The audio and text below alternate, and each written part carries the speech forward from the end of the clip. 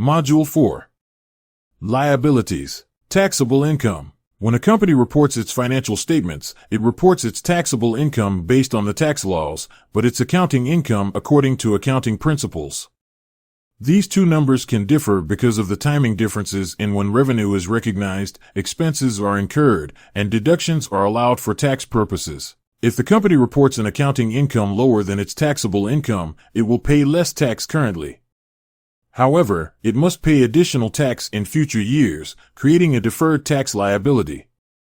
The liability is created because the company will eventually have to pay more taxes on that income when it is recognized for accounting purposes. Estimated liabilities. Estimated liabilities are obligations a company expects to incur based on experience or other available information. They are recorded on the balance sheet as a liability, representing the amount the company expects to pay to settle the obligation. Estimated liabilities include warranty obligations, environmental remediation costs, and legal settlements. These obligations are estimated based on experience and other relevant information, such as the number of past warranty claims, the expected cost of remediation, or the estimated cost of legal settlements. Estimated liabilities commonly arise from vacation benefits, income taxes, and employee benefits. When an estimated liability is recorded, the amount of the liability is estimated based on the best available information at the time. The estimate is subject to change as more information becomes available, and the liability is adjusted accordingly. The adjustment is recorded as an expense or a reduction in the liability, depending on whether the adjustment increases or decreases the amount of the liability. Recording estimated liabilities is vital for financial reporting because it ensures that a company's financial statements accurately reflect its obligations and potential liabilities. Accurately estimating liabilities also helps a company to manage its cash flows and plan for future expenses. It is important to note that estimated liabilities are different from known liabilities, which are certain obligations that can be quantified with a high degree of accuracy. Known liabilities are recorded on the balance sheet at their total amount, while estimated liabilities are recorded at their best estimate at the time of the financial statements. FICA taxes. FICA tax stands for Federal Insurance Contributions Act tax. A payroll tax is imposed on employees and employers in the United States to fund two major social welfare programs, Social Security and Medicare. The FICA tax comprises the Social Security tax and the Medicare tax. The Social Security tax is currently 12.4% and is divided equally between the employee and employer.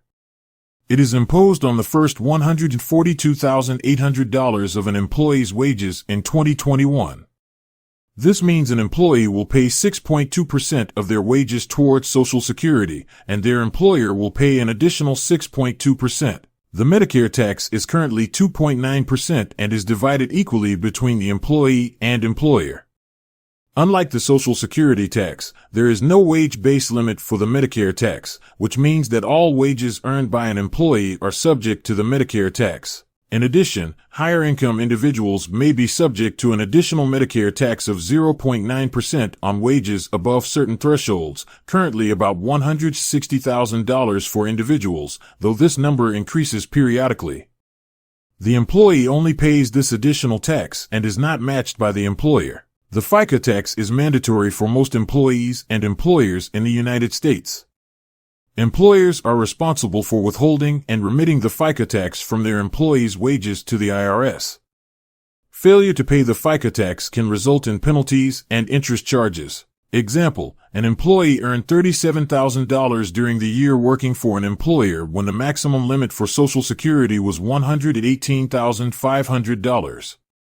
The FICA tax rate for Social Security is 6.2%, and the FICA tax rate for Medicare is 1.45%.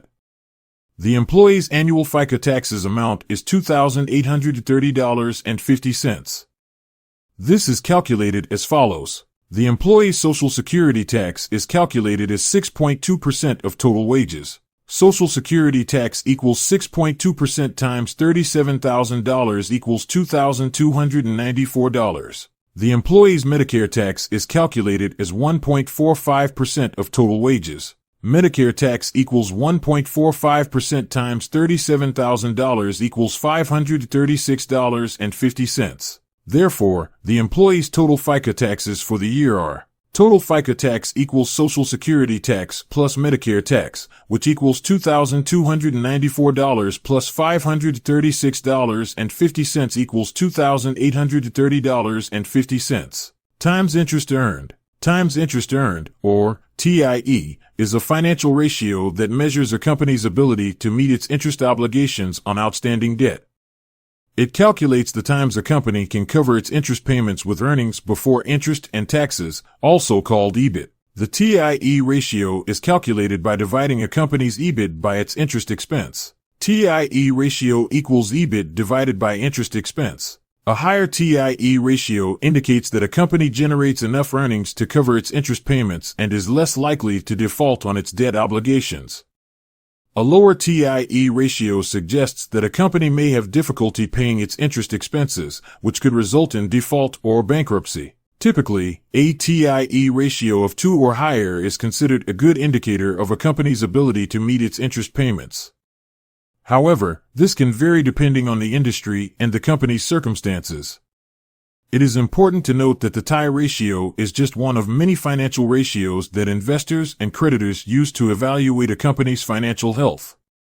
It should not be used in isolation when making investment or lending decisions. Unearned revenue. Unearned or deferred revenue is a liability account on a company's balance sheet representing advance payments for goods or services that have not yet been delivered to the customer.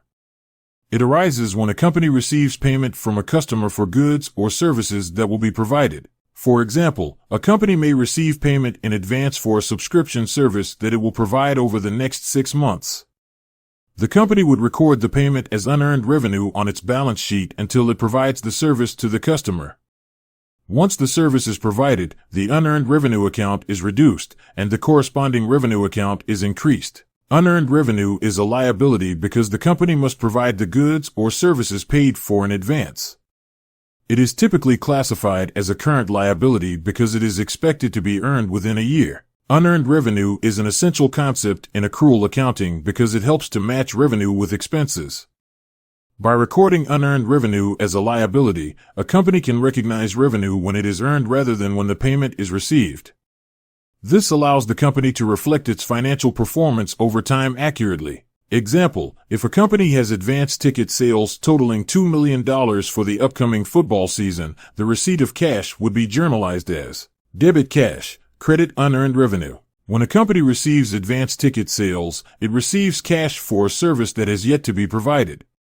As a result, the company should record the transaction as a liability on its balance sheet under the account of unearned revenue. To record the receipt of cash from advance ticket sales, the company would make the following journal entry: debit cash $2 million and credit unearned revenue $2 million.